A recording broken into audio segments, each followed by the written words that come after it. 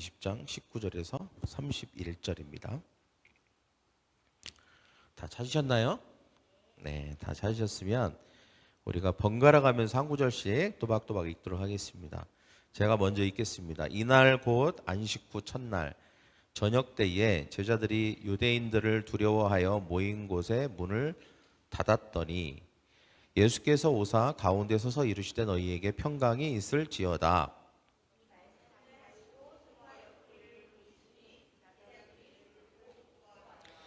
예수께서 또 이르시되 너희에게 평강이 있을지어다. 아버지께서 나를 보내신 것 같이 나도 너희를 보내노라.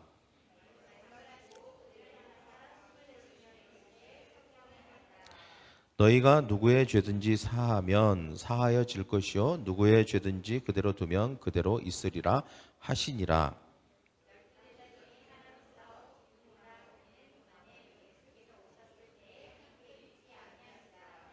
다른 제자들이 그에게 이르되 우리가 주를 보았노라 하니 도마가 이르되 내가 그의 손에 못자국을 보며 내 손가락을 그 못자국에 넣으며 내 손을 그 옆구리에 넣어보지 않고는 믿지 아니하겠노라 하니라.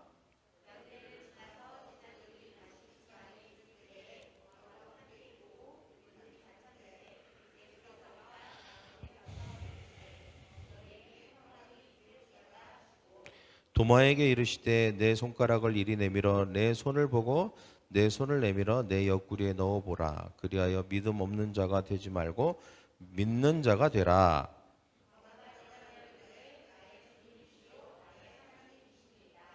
예수께서 이르시되 너는 나를 본고로 믿느냐?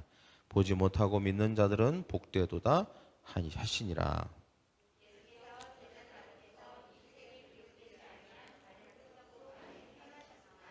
오직 이것을 기록함은 너희로 예수께서 하나님의 아들 그리스도이심을 믿게 하려 함이요 또 너희로 믿고 그 이름을 힘입어 생명을 얻게 하려 함이니라. 아멘.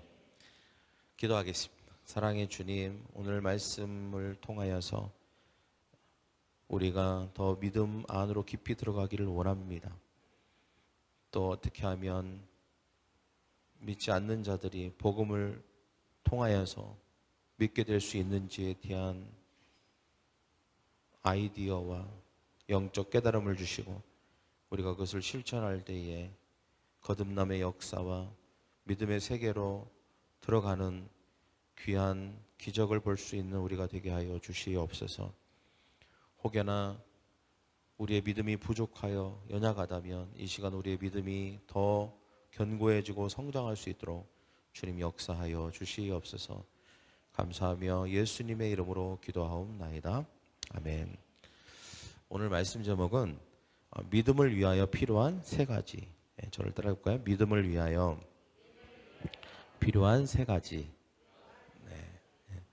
오늘 주제는 믿음입니다.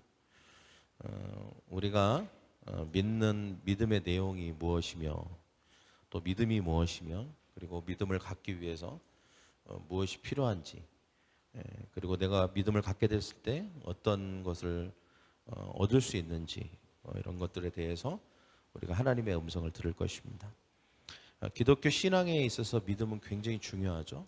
그리고 믿음은 일종의 렌즈와 같습니다. 렌즈는 세상을 바라보는 가치관, 틀이기도 합니다. 그 이유는 시력이 좋지 못한 사람들이 안경을 통해서 세상을 바라보는 것처럼 이 기독교인들, 신앙인들도 이 믿음이라고 하는 렌즈를 통해서 세상을 바라볼 수 있기 때문입니다. 그래서 우리는 이 바른 믿음의 렌즈를 써야 됩니다. 그러나 이것은 쉬운 게 아니죠. 왜냐하면 과학적으로 증명할 수 있거나 또 논리적으로 설득 가능한 것이 아니기 때문입니다. 이 믿음의 렌즈를 쓰기 위해서는 우리가 신비로운 강을 하나 건너야 되는데 그게 바로 예수님의 부활과 십자가와 부활이라는 강입니다. 우리가 이 예수님의 죽음과 부활이라고 하는 강을 건널 때야 비로소 우리는 이 믿음이라고 하는 안경을 쓰게 될 수 있습니다. 그러면 믿음이 뭘까요? 믿음은 그리스도인들이 큰 소리로 외친다고 가질 수 있는 게 아닙니다. 또 믿음은 어떤 의식을 치르면 그 의식을 통해서 갖는 게 아닙니다. 또 믿음은 우리가 봉사를 하거나 아니면 선행을 한다고 가질 수 있는 것은 더더욱 아닙니다. 신약 성경에서 믿음은 헬라어로 피스테우오라고 하는 단어인데 이것은 어떤 확신 또는 신뢰 그리고 신실함 이런 뜻을 가지고 있습니다. 그래서 우리가 교회에서 믿는다라고 하는 것은 근본적으로 예수님의 십자가와 부활 이것이 우리의 믿음의 핵심이죠. 그리고 우리가 믿어야 될 내용입니다. 예수님의 십자가와 부활을 믿는 것인데 그 예수님의 십자가와 부활에 대한 신뢰, 그 말씀에 대한 신뢰, 그 사건에 대한 신뢰함을 갖는 것입니다. 그것이 있었다. 그리고 그것을 통해서 우리가 죄사함을 받았고 생명을 얻었다라고 하는 것에 대해서 또 예수님이 부활하셨고 예수 믿는 모든 자들이 따라서 부활했다라고 하는 것에 대해서 믿는 것이죠. 그래서 교회는 십자가에서 예수님이 함께 죽고 예수님과 함께 새로운 삶으로 부활한 사람들의 모임인 것입니다. 교회는. 우리가 이 믿음을 갖기 위해서 어떻게 해야 될까요? 첫째, 저를 한번 따라해 볼까요? 이 믿음을 갖기 위해서 세 가지가 필요합니다. 첫째는 성령의 도우심을 받아야 합니다. 우리 다시 한번 성령의 도우심을 받아야 합니다. 오늘 우리에게 주시는 말씀이 있습니다. 23절 말씀인데요. 같이 다시 한번 읽어볼까요? 시작. 너희가 누구의 죄든지 사하면 사하여 줄 것이요 누구의 죄든지 그대로 두면 그대로 있으리라 하시니라. 자, 제자들이 예수님의 부활에 대한 소식을 전해드렸지만 여전히 유대인들이 박해할까 봐 두려워서 공포와 불안 속에 떨고 있었습니다. 그때 예수님은 부활하신 몸으로 제자들에게 나타나셨죠. 그리고 제자들에게 첫 번째 뭐라고 말씀하시냐면 너희에게 평강이 있을지어다 이렇게 말씀하십니다. 그리고 제자들에게 자신의 손과 옆구리를 보여주셨습니다. 그 모습을 본 제자들은 너무 기뻤죠. 그리고 이어서 두 번째로 예수님이 또 말씀을 하시는데 역시 이번에도 제자들에게 너희에게 평강이 있을지어다 이렇게 말씀을 하십니다. 그리고 이어서 세 번째로 또 말씀을 하시는데 이번에는 다른 말씀을 하십니다. 뭐라고 말씀하시냐면 숨을 깊게 내쉬면서 성령을 받으라 이렇게 말씀을 하셨습니다. 예수님이 부활하신 다음에 제자들을 만나서 하신 말씀 세 가지가 굉장히 중요합니다. 평강이 있을지어다. 그리고 성령을 받으라 이렇게 말씀하셨죠. 이것은 그 바로 뒷구절에 23절에 나오는 이 말씀과 굉장한 연관성을 가지고 있습니다. 그리고 이 23절에서 말하고 있는 것이 무엇입니까? 결국은 죄사함의 권세가 있느냐 없느냐. 우리는 나가서 우리가 죄를 사하는 권세를 가졌기 때문에 누구의 죄든지 사하면 사해지고 누구의 죄든지 그대로 두면 그대로 있게 되는 권세가 우리에게 주어졌다는 것입니다. 제자들에게 주어졌다는 것이죠. 그런데 그 권세를 사용할 수 있는 매우 중요한 기준, 그 능력이 어디로부터 오느냐라고 했을 때 바로 성령을 통해서 온다는 것을 예수님이 우리에게 가르쳐주고 계시는 것입니다. 우리가 평안할 때 그리고 평안하다는 것은 우리가 안정감을 느끼고 하나님 예수님이 부활하셨다는 것에 대한 믿음을 가질 때 우리의 마음에 평안이 찾아오는 것이죠. 그죠? 우리가 그것을 믿지 못하면 여전히 십자가에서 죽으신 예수님만 있다면 우리는 불안하고 두렵고 또 박해받고 고통받을까 봐 두려운 것입니다. 그러나 예수님이 부활하셔서 오셔서 제자들에게 평안하라 평안하라 거듭 말씀하셨죠. 그러면서 예수님이 부활하신 예수님이 손과 옆구리를 보여주셨습니다. 이 말은 부활하신 예수 그리스도를 믿게 될 때 비로소 우리 가운데 평안이 찾아온다는 것입니다. 할렐루야. 두려움이 떠나가는 줄 믿습니다. 할렐루야. 그리고 우리가 나아가서 제자들에게 예수님이 뭐라 하십니까? 내가 너희를 보내노라 세상에. 우리가 세상에 나아가서 능력 있는 삶, 사람들을 구원하는 삶, 그리고 치료하고 귀신을 쫓아내고 그리고 정말 그 하나님의 나라를 이루는 그 능력의 삶을 살기 위해서 필요한 결정적인 거 한 가지를 예수님께서 제자들에게 나누어 주셨습니다. 그게 뭐냐? 바로 성령입니다. 성령. 숨을 깊게 내쉬면서 성령을 받으라 그렇게 말씀하셨던 것이죠. 여러분, 성령님은 우리가 예수님의 십자가와 부활에 대해서 평강 가운데 믿음을 가질 수 있도록 도와주시는 분이십니다. 예수님의 십자가와 부활은 신비예요. 근데 이 신비로운 이 놀라운 이 사건, 이 사실을 사실은 오직 성령으로만, 성령을 통해서만 우리가 믿게 되고 성령을 통해서만 믿는 것에 도움을 받을 수 있다는 사실입니다. 성령의 도움을 받은 사람들이 전하는 복음, 즉 십자가와 부활에 대한 말씀을 성령의 도움으로 그 사람들이 듣고 믿게 될 때 비로소 그들이 죄를 회개하게 되고 그리고 죄사함을 받게 되는 일이 가능해지는 것입니다. 그래서 성령이 아니고서는 결코 예수님을 구원자로, 예수님을 주님으로 시인할 수 없는 것이죠. 예수님을 믿을 수가 없는 것입니다. 그래서 우리가 믿는다고 했을 때 성령의 역할이 절대적입니다.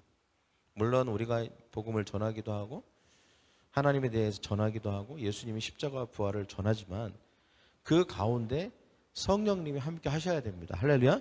성령님이 역사하셔야 됩니다. 전하는 자에게 함께 하셔야 되고 듣는 자에게 함께 하셔야 됩니다. 그때 비로소 전하는 자를 통해서 그 죄사함의 권세가 흘러가게 되고 듣는 자가 성령의 도움을 받음으로 말미암아 죄를 회개하고 죄사함을 받게 되는 것입니다.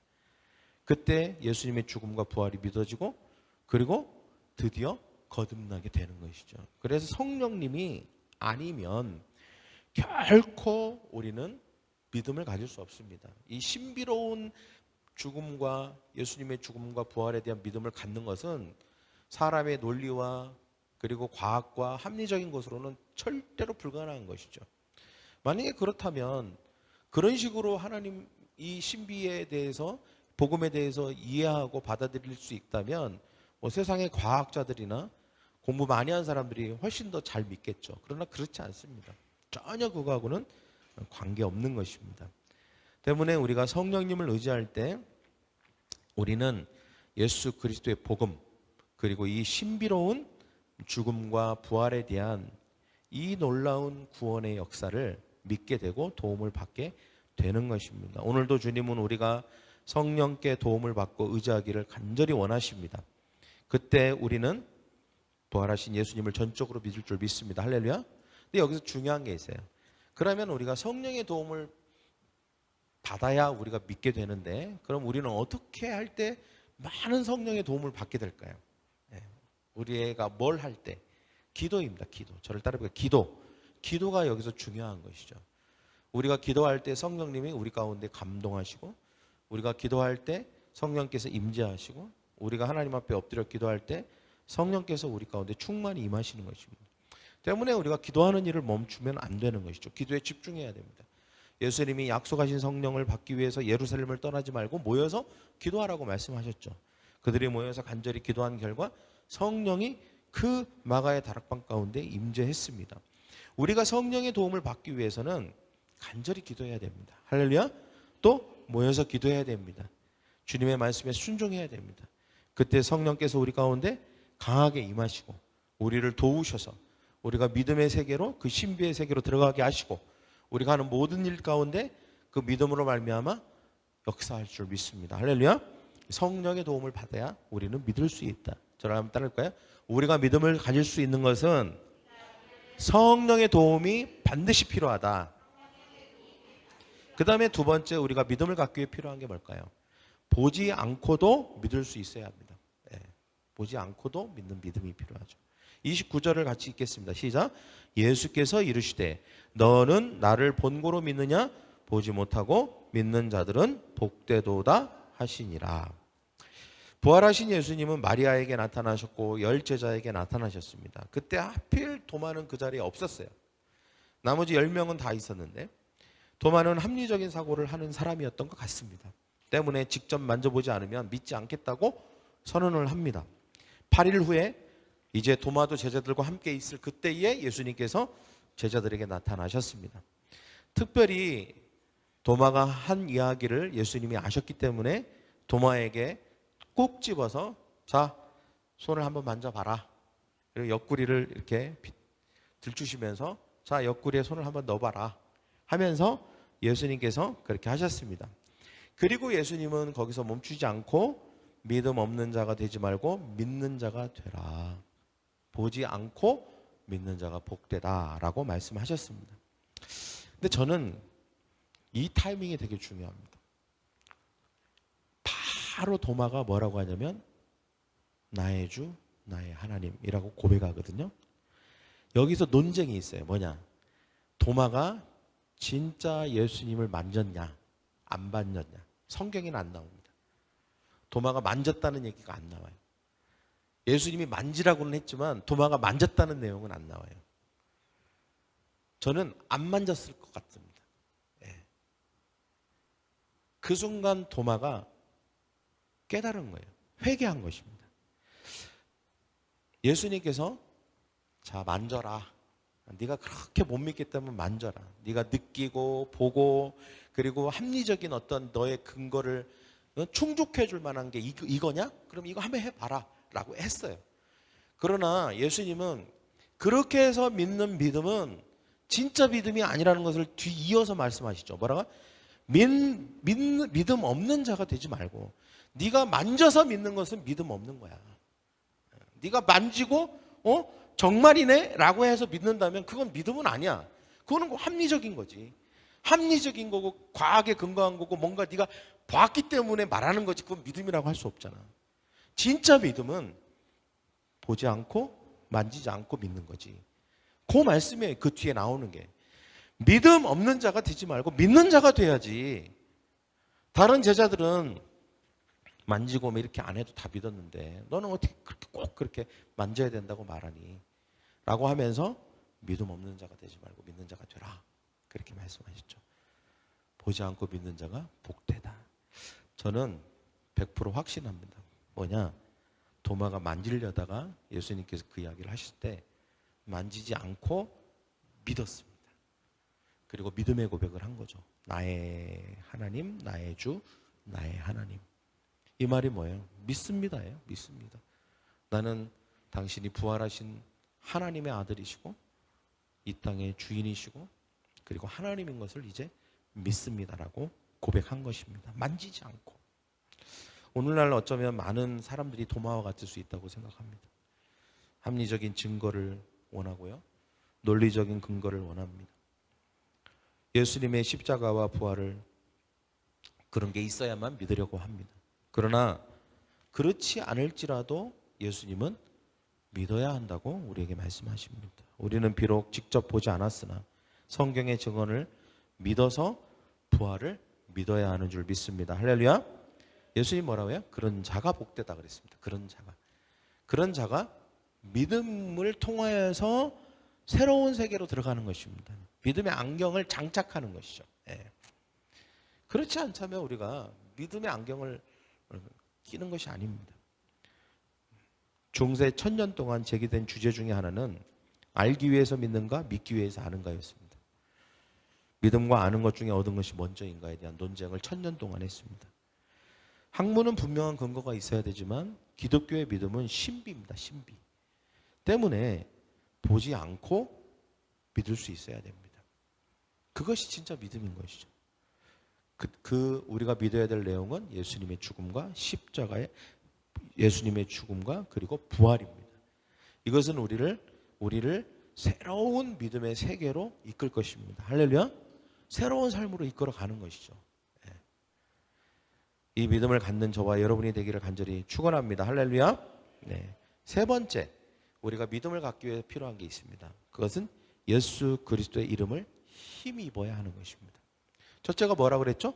성령의 도움을 받아야 되고, 두 번째는 보지 않고 믿어야 되고, 세 번째는 예수 그리스도의 이름을 힘입어야 합니다. 31절 같이 읽겠습니다. 시작. 오직 이것을 기록함은 너희로 예수께서 하나님의 아들 그리스도이심을 믿게 하려 하며 또 너희로 믿고 그 이름을 힘입어 생명을 얻게 하려 함이라. 자, 이 도마의 이야기 또 더 나아가서 이 성경 전체를 기록한 이유가 뭐냐는 거예요. 그것은 바로 믿음의 세계로 들어가지 못했던 사람들로 하여금 믿음의 세계로 들어갈 수 있도록 도와주기 위해서 기록을 하는 것이죠. 성경은. 특별히 도마 이야기를 기록했던 이 요한은 도마와 같이 잘 믿지 못했던 사람들, 잘 믿지 못하는 사람들로 하여금 어떻게 하면 도마가 나중에 후에 변화되어서 이것을 믿었던 것처럼 어떻게 사람들로 하여금 믿음의 사람으로 변화될 수 있는가에 대한 도움을 주기 위해서 바로 이 성경을 기록한 것입니다. 이 이야기를 기록하고 있는 것이죠. 그래서 성경의 목적은 복음을 듣고 믿어 영생을 얻게 하는 것입니다. 오늘 성경 말씀처럼 우리는 연약하기 때문에 흔들릴 때가 있습니다. 믿음이 흔들리는 것이죠. 그때 우리는 그 중심을 바로 잡아야 되는데 그 중심을 바로 잡기 위해서 필요한 게 바로 예수 그리스도라는 이름입니다. 요한복음 1장 12절에 보면 영접하는 자 그 이름을 믿는 자에게는 하나님의 자녀가 되는 권세를 주셨다고 선포합니다. 예수님의 이름은 우리에게 하늘의 권세를 갖게 합니다. 모세는 하나님의 말씀을 지팡이를 들고 선언했을 때 홍해가 갈라졌습니다. 베드로는 사도행전 3장 6절에서 안진뱅이를 향해서 은과 금은 내게 없거니와 내게 있는 것으로 내게 주노니 일어나 걸어라. 곧 나사렛 예수 그리스도의 이름으로 일어나 걸어라. 그렇게 선언했을 때 안진뱅이가 일어나서 걷기도 하고 뛰기도 했습니다. 이처럼 예수님의 이름에는 뭐가 있습니까? 저를 따라볼까요? 힘이 있다. 힘이 있고 능력이 있는 것이죠. 그래서 우리는 예수님의 이름을 꼭 붙들어야 되고 예수님의 이름에 도움을 받아야 되고 예수님의 이름으로 힘 입어야 합니다. 그때 우리는 흔들리지 않고 힘 있고 능력 있는 삶을 살 수 있는 것이죠. 예수님에 대한 십자가와 부활에 대한 믿음은 신비입니다. 할렐루야. 오롯이 이것은 받아들여야 합니다. 그런데 우리가 이것을 오롯이 받아들이기 위해서는 첫째, 성령의 도우심이 절대적입니다. 내가 이것을 오롯이 받아들였다면, 그래서 다른 사람도 이 믿음을 오롯이 받아들이기를 원한다면 우리는 알아야 됩니다. 내가 이것을 오롯이 받아들인 이유, 첫 번째 이유도 성령의 도움을 받았기 때문이고, 다른 누군가가 이것을 오롯이 받아들이기 위해서도 성령의 도움이 절대적으로 필요하다는 사실을 꼭 알아야 됩니다. 그 다음에 두 번째, 보지 않고 믿어야 됩니다. 할렐루야. 네. 많은 경우 뭐 봐야 믿겠다, 뭐 만져야 믿겠다, 증거를 대라. 절대로 믿음으로 들어갈 수 없습니다. 왜냐하면 안다고 믿어지는 게 아닙니다. 믿으면 알게 되는 것입니다. 할렐루야. 안다고 믿어지는 게 아니라 믿으면 알게 되는 것입니다. 믿음의 지식이 와서. 때문에 우리는 보지 않고 믿어야 됩니다. 우리가 예수님의 십자가와 부활을 믿었다면 우리 역시 보지 않고 믿은 것입니다. 성경을 통해서 누군가의 복음을 전해 들어서 우리가 믿은 거지, 뭐 우리가 보고 뭘 환상을 보고 꿈을 꾸고 그래서 믿은 게 아닙니다. 우리가 믿고 나서야 그런 게 보여진 것이고 알게 된 것이죠. 그래서 역시 다른 사람에게도 복음을 전할 때 그 복음 자체를 전하는 것이지 뭔가 막 다른 것을 더할 필요가 없습니다. 보지 않고 믿을 수 있습니다. 할렐루야. 성령이 도와주시면 그게 가능한 줄 믿습니다. 세 번째는 더 나아가서 주님의 이름을 힘입어야 합니다. 그래야 믿음의 세계로 들어갈 수 있는 줄 믿습니다. 그렇게 믿게 될 때에 우리는 우리가 바라는 것들이 믿음으로 말미암아 실제가 되는 놀라운 경험을 하게 될 줄 믿습니다. 예수님의 죽음과 부활을 믿음으로 받아들여 복된 삶을 살아가는 은혜를 누리는 저와 여러분이 되기를 축원합니다. 할렐루야. 믿음을 갖기 위해서 필요한 거 세 가지가 뭐라고 그랬죠? 첫째, 성령의 도움을 받아라. 둘째, 보지 않고 믿어라. 셋째, 주님의 이름을 힘입어라. 이 세 가지를 통해서 우리는 믿음을 가질 수 있습니다. 할렐루야. 네, 그런 저와 여러분이 되기를 축원합니다. 가슴에 손을 얹으십시오. 하나님, 오늘 이 성경 기록을 통하여서 주님, 이 말씀을 우리가 대할 때에 우리에게 믿음을 허락하여 주시옵소서. 분명하고 선명하고 흔들리지 않는 믿음 허락하여 주시기를 원합니다. 성령님 도와주시옵소서. 또 나의 믿음 없음을 도와주시고 나의 믿음의 연약함을 도와주셔서 나를 붙들어 주시옵소서. 기도할 것입니다. 기도할 때 성령님 충만히 임하셔서 우리가 믿을 수 있도록 나를 인도하여 주시옵소서. 믿음의 눈이 열리게 하시고 믿음의 세계로 깊이 들어갈 수 있도록 도와주시옵소서. 또한 우리가 보지 않고 믿을 수 있도록 성령님 도와주시옵소서. 그리고 주님의 이름을 힘입게 하여 주시옵소서.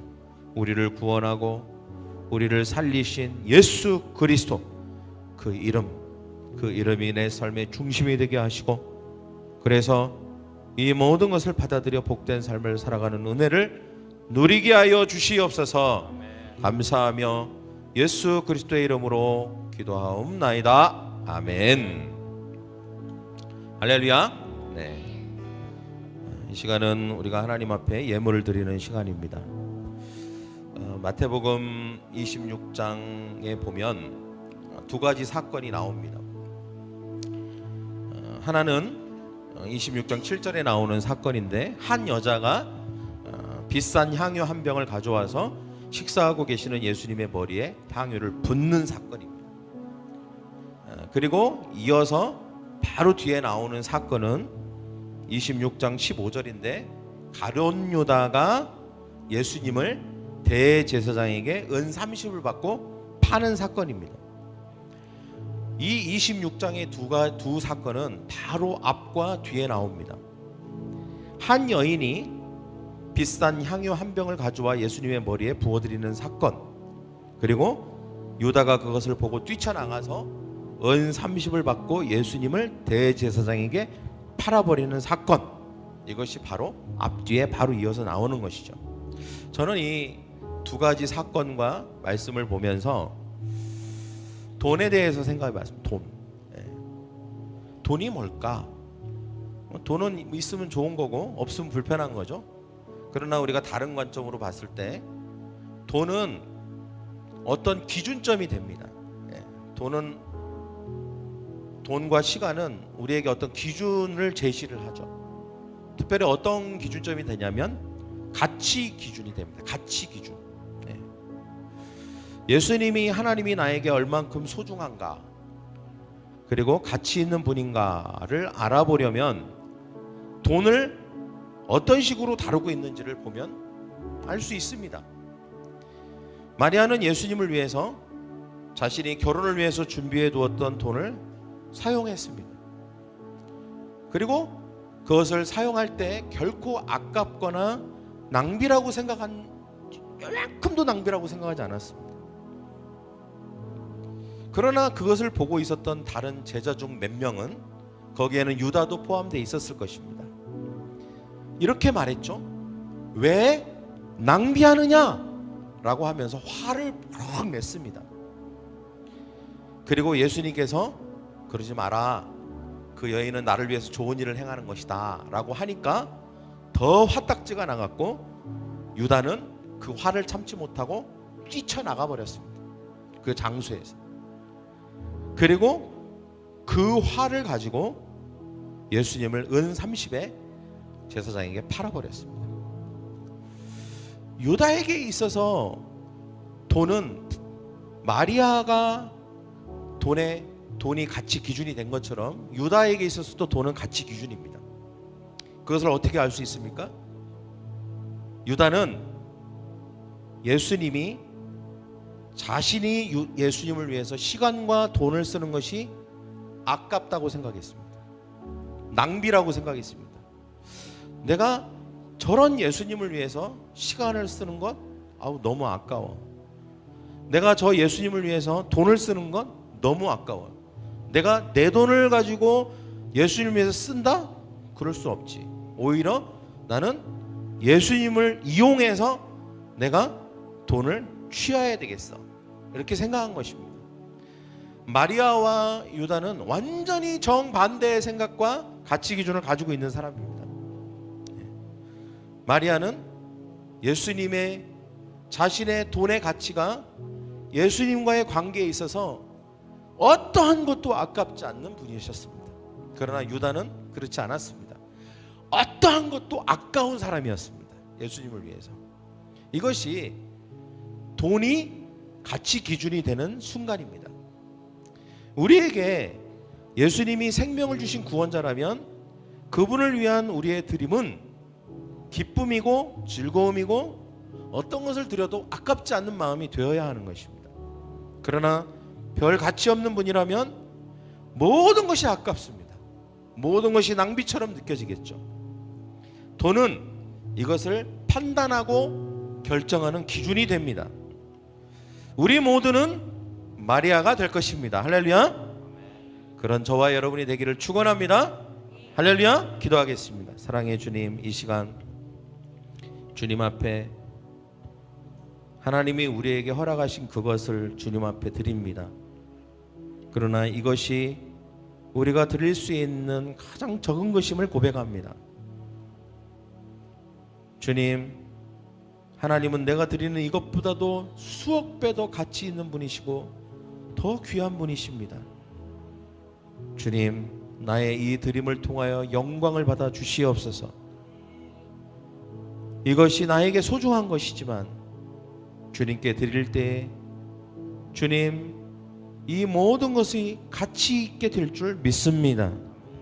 주님, 내가 주님께 드리는 이 드림의 마음이 마리아와 같게 하여 주시옵시고, 그래서 주님이 저 여인은 내게 좋은 일을 행했다라고 칭찬하신 것처럼 우리도 주님께 칭찬받고 우리의 삶의 높은 가치 기준을 통하여 하나님께 복받는 인생 되게 하여 주시옵소서. 우리 모두는 마리아와 같은 마음을 갖게 될 것입니다. 감사하며 예수님의 이름으로 기도하옵나이다. 아멘.